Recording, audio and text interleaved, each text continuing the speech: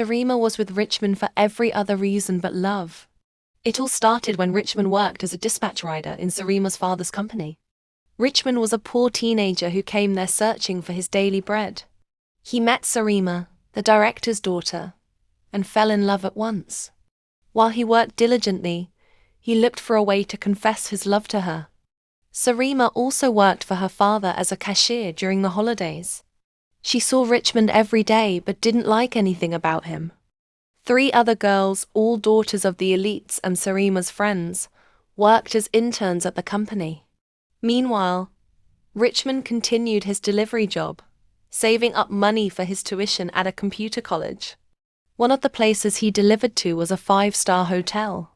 There, a beautiful teenage girl named Ella worked under the admin during her holidays, receiving and recording supplies. She was the daughter of the hotel owner and Sarima's age mate. Ella admired Richmond a lot and eventually confessed her love to him. But Richmond politely told her that he already loved someone else.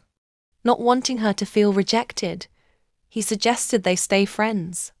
Ella, feeling embarrassed but understanding, agreed, though she kept her distance. Richmond finally gathered the courage to ask Sarima out. She felt disgusted but didn't show it.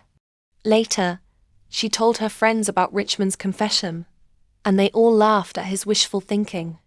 But they didn't stop at that. First, they made Sarima invite him to a bar, where they spiked his drink. They recorded videos of him behaving foolishly under the influence. At the office, they started mocking him. Richmond felt humiliated but had to endure it. He needed the job to save up. Then the girls took it further. They told him to kneel and apologize to Sarima during the staff general meeting. Richmond knew this would be embarrassing, so he met Sarima privately to apologize. But Sarima refused. She told him to do as her friends said, or face the consequences. At the meeting, after the chairman's opening remarks, Sarima took the microphone. She announced that Richmond had something to say and invited him to the stage. When he didn't move, the video of him from the bar started playing on the big screen. Laughter filled the hall. Shocked and humiliated, Richmond ran out. He quit his job and started picking up trash to survive. Years later, Richmond's hard work paid off. His team launched a new app, and the news was all over the internet. He became famous and rich. People lined up daily at his office to discuss business.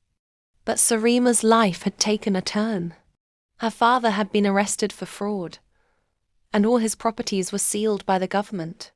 She turned to her friends for help, but they all abandoned her.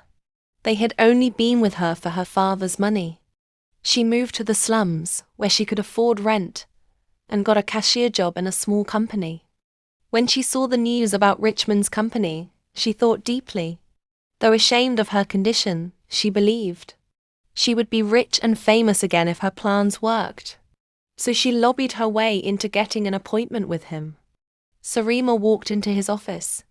She had come to apologize. She confessed her love and begged to be his girlfriend. Richmond looked at her meaningfully and accepted. He gave her a condition. Their relationship must remain a secret until they got married. One day, Richmond fell sick and went to the hospital. When it was his turn to see the doctor, he was surprised. It was Ella. Now Dr. Ella. Hold me close.